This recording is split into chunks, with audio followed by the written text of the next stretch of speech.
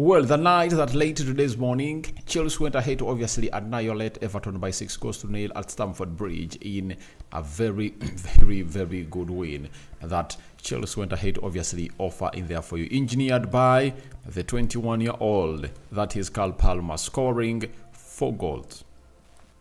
A quadruple of goals. He took his ball and has gone ahead of it obviously to look very, very good this season. I tell you, Carl Palmer is cruising at the side of Chelsea, and he's the reason as to why Chelsea are where they are. Starting with lots of struggling in as far as scoring goals are concerned, Carl Palmer has raised up to the occasion, and in his raising up to the occasion, he has gone ahead obviously get in a lot of goals this season. He's a kind of player that you'll never dismiss his abilities, and like him, all hate him, you have to talk about him because he was the man that engineered this win of Chelsea. Smash the like button, comment and share. If you're only watching us for the very first time, endeavor to subscribe to this channel so as not to miss out on stories that we do upload in here on a daily. It's a Tuesday, and it's a Tuesday morning. I've decided to obviously go ahead and redo this live. I scheduled it, by the way. No sooner had the game went ahead to end, but I fell asleep. I couldn't obviously rise up to really come in and really present to you what your thoughts are. But I'm here to obviously try to really bring you this match reaction. Then later we'll go into other stuff. After this live stream, I'm gonna come up with the predicted starting 11 of Arsenal, the match preview as they prepare to go ahead and play alongside the side of Bayern Munich down in Munich. That is tomorrow. It's gonna be a Wednesday. Now, Carl Palmer had the following: 13. In the 13th minute, he scored the first goal. 18th minute, he scored the second one. In the 29th minute, third goal. Then Nicholas Jackson made it 4. There was a penalty that saw these players really quarrel a little bit, but I'm going to really bring you what the man is going to say about it. And he made it 4. And Alfie Gilchrist went ahead to obviously score in the 90th minute to make it 6-0 in favor of Chelsea. Chelsea were cruising. They were in the mood, and the side of what is it called? And the side of Everton couldn't obviously handle how Chelsea was gonna hit to go. But for me, I was not surprised because what has always gonna hit obviously before Chelsea has been what we call their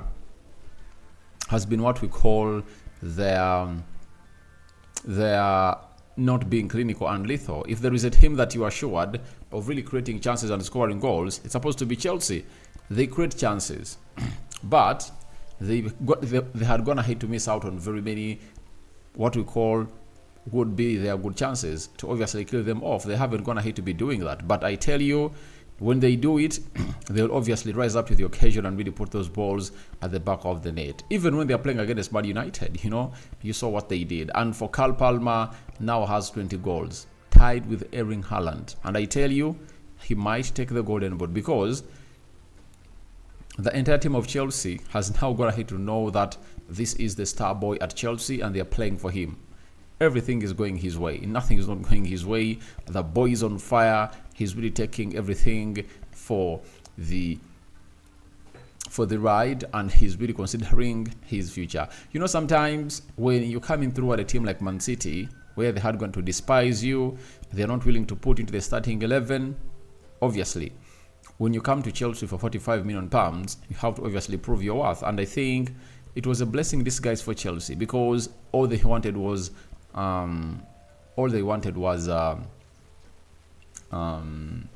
Olise Michael from Crystal Palace, but he extended his contract and they went ahead to put out a buyout clause of like £60 million in his contract. So they had to obviously find an option because Crystal Palace was like, we are not selling this player. And now they went ahead to get in Carl Palmer, and he went ahead to score his first City goal that was competitive against Arsenal in the Community Shield. And then later, he has found himself coming at Chelsea and painting his clean canvas with lots of ticks, full of diamond and gold. And he's really the talk about town. I told you that this guy is really special. And for everyone who really asks me why I most times roast Bukayo Saka, I tell you, look at what that guy does. You know, for me, any day, Carl Palmer, Phil Foden ahead of Saka. It haunts the players, the fans of Arsenal, but that's the fact. Look at how these players play. Imagine Carl Palmer in a team of Arsenal, because he is press resistant, he acts in tight spaces, and he is a true definition of a complete player. When you look at the first goal he scores, he net marks one of the Everton players and then finds a pass to Nicholas Jackson. Nicholas Jackson returns the favor, and he never needed to take an extra touch. He went in with what we call an instant hit into the back of the net to make it 1-0. You know, that is how good this guy is. He's really good, and that's what makes him different. He won't really need to run a lot. All what he knows is, I have the ball on my foot, and when I have it, I don't lose it.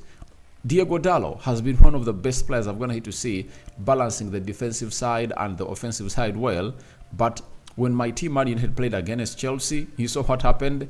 This boy went ahead to sit down this guy. Carl Palmer is really one of those people that I've gonna hit obviously look at and really understand that it is really gonna be a hard time for the manager of England, especially in the Euros, because you are having Bukayo Saka, a player you feel like he should be in your team, voted the England's player of the year, and there comes a Carl Palmer who is doing things easily.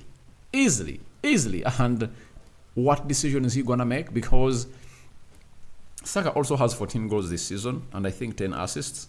Then Carl Palmer is having 20 goals and 9 assists, and he is by far doing a job at Chelsea that Saka is supposed to be doing at Arsenal. I tell you, you put Carl Palmer in that game of Aston Villa, Arsenal takes away the win, because this boy will go out and really maneuver out something from nothing. That's the beauty of this young man, and I love him because I know exactly what he brings on the table, and I think it's really gonna be a very, very, very hot, very hot discussion in between the boardroom of England. Who should be the man to start into that team of England? It's really gonna be a very heated conversation, but we'll wait and see what decision is gonna be taken by the manager of England, because Carl Palmer, I tell you, he's something else. I just love him. You know, for me, I love good players. I mean, it's me being a United fan, having lots of issues with Man City, but when they produce a player of pure quality, I'll always come here and really acknowledge that this guy is really a special one. Chelsea, 14 shots. Everton had 10. Chelsea had 10 on target. You see, I've always gonna hit to let you know that if at all a team averages half of its total shots at goal on target, then they have a very good chance of obviously killing off the game. And Everton had 2 shots on target. Chelsea being very clinical, right? Out of the 10, 6 crossed the line. 60% ball possession by Chelsea, 40% ball possession by Everton, 611 passes completed by Chelsea, then 399 passes completed by Everton, 87% passing accuracy for Chelsea, 77% passing accuracy for Everton, 5 fouls by Chelsea, 21 fouls by Everton, 1 yellow card to Chelsea, 4 yellow cards to Everton, and 0 red cards to either sides, 0 offsides to Chelsea and 4 offsides to Everton, 4 corners to Chelsea and 8 corners to the side of Everton. Now, Chelsea are really having 47 points, and it shows you that they can really come into the contention to obviously battle for a place in Europe, because if they win their game they have in hand, because they have to be playing against Tottenham Hotspur, they go to 50 points and dislodge Man United, because United is having a good difference of -1. So that is how the the 6th, 7th, 8th positions are really going to be highly contested for in the remaining games. And we don't know how Pochettino's plan is, but the beauty is they're getting in the goals. You know, sometimes when you are getting in goals and you are conceding, it's really bad. But this time around, Chelsea went ahead to keep a clean sheet. They went ahead to keep a clean sheet, and that clean sheet is really very important. But over the weekend, this win fires them into a very good mood when they face Man City at the Wembley Stadium. That is on Saturday 20th. It's really going to be a heated up game at Wembley, and what a boost that Chelsea have gone ahead to get to really get this win. And you know, Chelsea, when it comes to playing against Man City, it looks like they really know exactly how to stop them. This season, Man City hasn't managed to beat Chelsea, by the way. At Etihad, they drew. Even at Stamford Bridge, the game went ahead to end in a draw, 4-4. So it shows you how Chelsea has gone ahead to master the art of really winning or really making it hard for Man City. So what a boost they are really going to be having. But after all that, Chelsea will have to play the following games. They have to play Arsenal on the 23rd of April. They have to play Aston Villa on the 27th of April. They have to play Tottenham Hotspur on the 2nd of May. Now, all these three fixtures are really tricky, and they need to figure out on how to really kill off their chances. Chelsea host West Ham on the 5th of May. Chelsea are going to be hosted by Nottingham Forest on the 11th of May. 15th May, Brighton hosts Chelsea, and their last game, Chelsea is going to be hosting Bournemouth. They're having 7 games to go as a club of Chelsea, and here they come to obviously face off the biggest lads in the game. So we wait and see how that happens out, but Chelsea are really doing great, and I tell you, they're going to be really moving mountains because they're going to hit to do the needful. Now, Carl Palmer had something to say about his quadruple he went ahead to put up against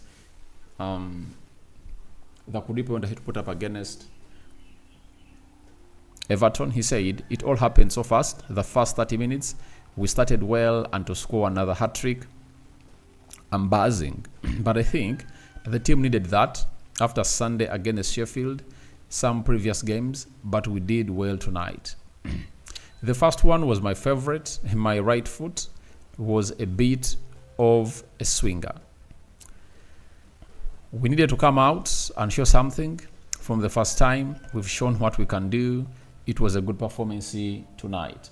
Obviously, they went ahead to put up a very beautiful performance as a side of Chelsea, but there came in a fight for a penalty. You know, by the time that penalty was given, Carl Palmer had already gone ahead to score 3 goals, and Madueke, Nicholas Jackson were really wanting and really tussling it out, obviously, get that ball. And there was an argument, not until Carl Palmer told them, please, I'm the number 1 penalty taker of Chelsea. And he took it and buried it in the back of the net. And Carl Palmer, on argument over penalty takers, he said, other players wanted to take it, which is understandable because it's 4-0, but I'm the penalty taker. I wanted to take, so in the end, I took it. We are trying to show that everyone wants to take responsibility. Maybe it was a bit over the top with the argument and stuff, but everyone wants to help. It was nothing major. We were laughing and joking about it. The gaffer has told us now. So this is really very, very, very, very, very, very annoying, by the way. That means these players don't really know or don't really respect their manager, because if you're a team that respects your manager, you know what you do when you get such a penalty. You know who takes it, and you're just supposed to go to Carl Palmer and request him that, please, Carl Palmer, can I take this penalty because you've already gone ahead to score a hat-trick? Can I really score this one? That is it. Simply, it is very, very, very simple, and I tell you, that's how it's supposed to be. Now, Mauricio Pochettino, the manager, went ahead and obviously put in his thought. He said, I thought we behaved like kids today. When this happens, we need to learn and learn quick. Perform like today, but behave much better. Next time, they are all out. It's not a joke. It's impossible after a performance like this to have this behavior. We have to learn a lot if we want to be a great team. Think more in a collective way than in individual achievement. That's what he talked about. And they really had a very big scuffle in that penalty decision that was supposed to be taken by Carl Palmer. And later he was given a goal to obviously go ahead and really take it. But Carl Palmer is moving the world. And I tell you, no, it looks like he has the world at his feet. I tell you, Carl Palmer has the world at his feet. And he just needs to continue doing that. And he is going to hit, obviously, announce himself as this poster boy for the...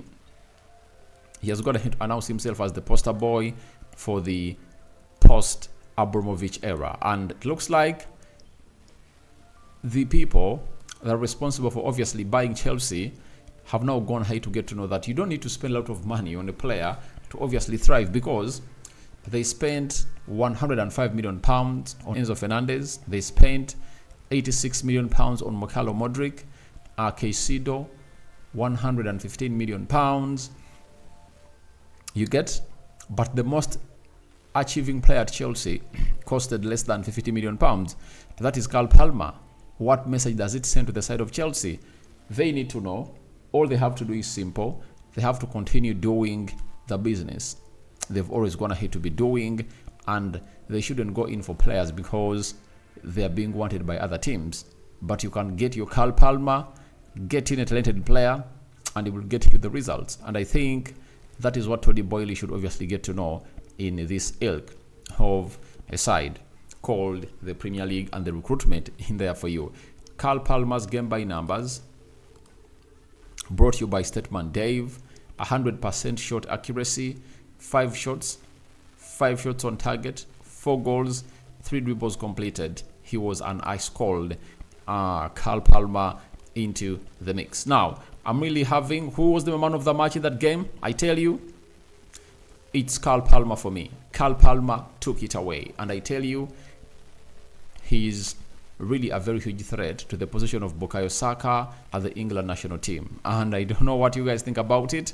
I should come out and really do a certain video about these two, and you tell me, if I told you a Gareth Southgate, who would you start in your team? Then Kahendo Oliver, already good morning, but sometimes I wonder Arteta why isn't believing in playing a double pivot. You people, naive people in the game of football will obviously come out and say Arteta lost the game of football because he never played a double pivot. Let's all admit, Arsenal was the better side on the pitch, but chances were created and nothing happened. And let's see, people are talking about a double pivot. There is something I want to really let you know about that game. You know, people always come here and really talk without facts, but I tell you, you should really understand what went ahead to happen down in that game.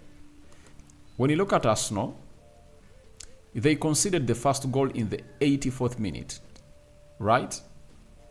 Right? Arsenal conceded the first goal in the 84th minute, not so? And Jorginho was on in the 79th minute and was playing the double pivot with Declan Rice, not so? So, how can someone come out and lie to you that the problem is because the problem is why Arsenal lost? It's because they are playing a double pivot.